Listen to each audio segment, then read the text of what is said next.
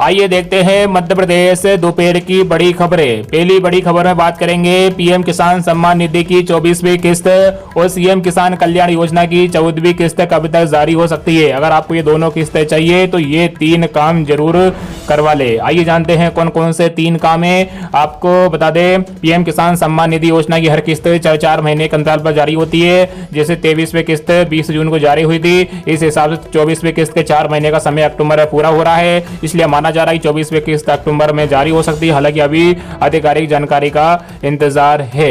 वही सीएम किसान कल्याण योजना की भी 14वीं किस्त जल्द ही जारी होगी। पिछली 13वीं किस्त अगस्त 2025 में जारी हुई थी। लगभग 10 महीने से ज्यादा का समय हो चुका है। अब संभावना जताई जा रहा है कि 15 जुलाई के आसपास मुख्यमंत्री किसान कल्याण योजना की 14वीं किस्त जारी हो सकती है। अगर आपको ये दोनों किस्तें चाहिए तो ये 3 काम जरूर करवा ले। पहला काम है, सबसे पहला काम है ई-केवाईसी का। अगर आपने ये काम नहीं करवाया है तो ई-केवाईसी करवा ले। आप अपने नजदीकी सीएससी सेंटर से ई-केवाईसी करवा सकते हैं। योजना के अधिकारी वेबसाइट से भी ये काम करवाया जा सकता है। वही दूसरा काम है योजना के तहत, दूसरा काम है फार्मर आईडी का। तो दरअसल योजना से जुड़े किसानों को यह काम करवाना जरूरी होता है। अगर आप ये काम नहीं करवाते हैं तो आप किस्त के लाभ से वंचित रह सकते हैं। सरकार ने पीएम किसान योजना और सीएम किसान कल्याण योजना के तहत फार्मर आईडी बनवाना सभी के लिए अनिवार्य कर दिया गया है। वही तीसरा काम है योजना से जुड़े किसानों को आधार लिंकिंग का काम भी करवाना अनिवार्य होता है। अगर आप ये काम नहीं करवाते तो आप किस्त के लाभ से वंचित रह सकते हैं। आप अपने बैंक की ब्रांच में जाकर आधार लिंकिंग का काम करवा सकते हैं। तो आप ये 3 काम जरूर करवा ले। नहीं, अगर आपने ये 3 काम नहीं करवाए हैं तो आप अगली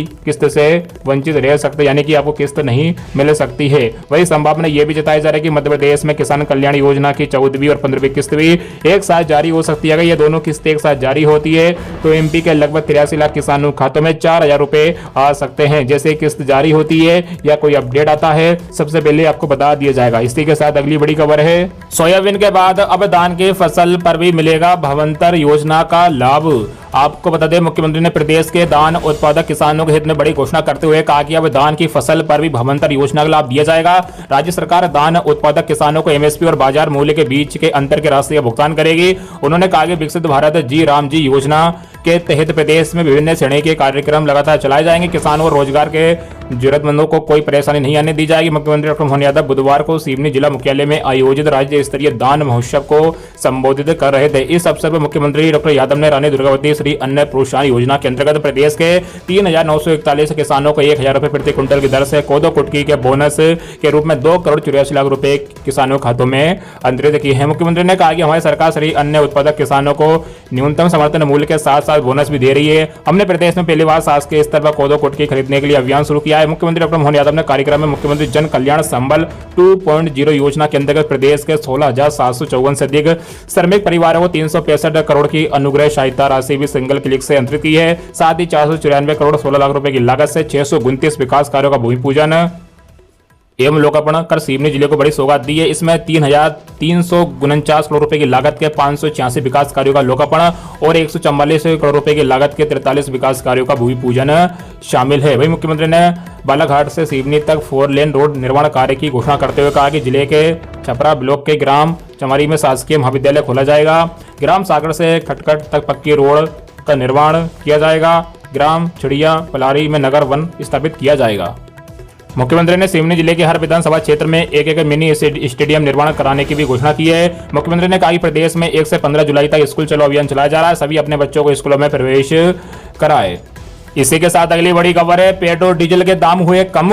आपको बता दें पश्चिम एशिया में तनाव कम होने और कच्चे तेल की कीमतें घटने के बाद नायरा एनर्जी ने पेट्रोल डीजल के दाम घटा दिए हैं। देश के सबसे बड़े निजी फ्यूल रिटेलर ने पेट्रोल के दाम 5 रुपए और डीजल के दाम 3 रुपए प्रति लीटर कम कर दिए गए हैं। जी हां, नायरा ने अमेरिका ईरान युद्ध के बीच 26 मार्च को दोनों ईंधन के दामों में इतनी बढ़ोतरी की थी कि सरकारी तेल कंपनियों ने कीमतों में बदलाव नहीं किया है। वही विमान ईंधन भी 5 रुपए सस्ता हुआ है। जी हाँ, विमान ईंधन के भी 5 रुपए दाम 5 रुपए प्रति लीटर घटाए गए हैं। दिल्ली में कीमत 110 रुपए प्रति लीटर रह गई है। वही 1.5 किलो वाले फ्री ट्रेंड एलपीजी सिलेंडर कीमत में भी 13 रुपए घटी है। अब दिल्ली में ये सिलेंडर 808 रुपए का मिलेगा। वही एक और राहत मिली है, कमर्शियल गैस सिलेंडर भी अब 183 रुपए सस्ता हो गया। जी हाँ, 19 किलो वाले कमर्शियल एलपीजी सिलेंडर के दामों में तेल मार्केटिंग कंपनियों ने 183 रुपए की कटौती की है और ये इस साल की पहली कटौती है। इसी के साथ अगली बड़ी खबर है, पीएमओ या सीएम 30 दिन तक जेल में रहे तो चली जाएगी कुर्सी। जी हां, आपको बता दें संविधान के 13वें संशोधन विधेयक का प्रस्ताव संसद की संयुक्त समिति यानी जेपीसी के पास है। इसमें मंत्रियों को हिरासत में लिए जाने पर 30 दिन के बाद उन्हें पद से हटाने का प्रावधान भी है। 17 जुलाई को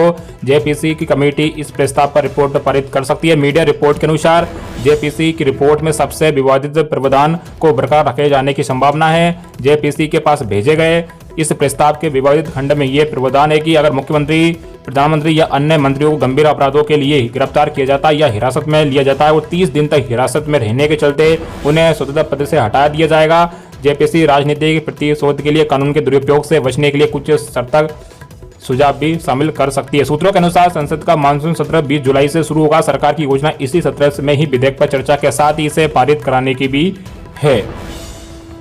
इसी के साथ अगली बड़ी खबर है, मध्य प्रदेश के 13 जिलों में भारी बारिश का अलर्ट। जी हां, आपको बता दें मध्य प्रदेश में मानसून आगे बढ़ रहा है। बुधवार को सागर, भोपाल संभाग के कई जिलों से होता हुआ मानसून आगे पहुंच गया है। मौसम केंद्र भोपाल के अनुसार उज्जैन, ग्वालियर, चंबल संभाग में गुरुवार को मानसून पहुंच सकता है। इधर गुरुवार को ही प्रदेश में अति भारी बारिश और तेज बारिश का दौर जारी रहेगा।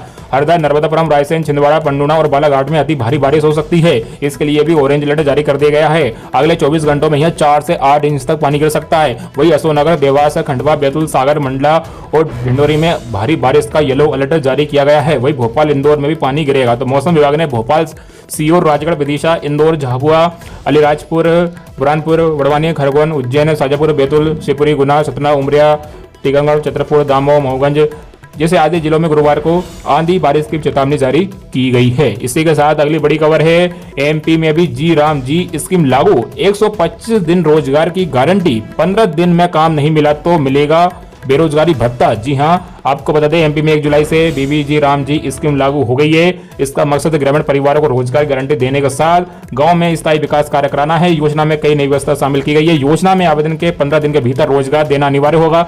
ऐसा नहीं होने पर पात्र व्यक्ति को बेरोजगारी भत्ता मिलेगा।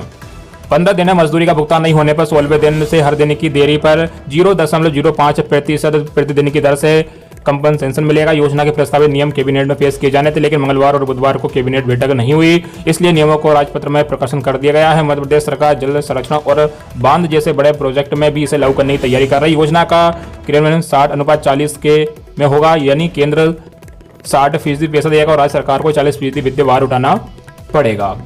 इसी के साथ अगली बड़ी खबर है, सोना चांदी हुए सस्ते। आपको बता दें सोने चांदी कीमतों में 1 जुलाई को शुरुआती गिरावट के बाद तेजी रही।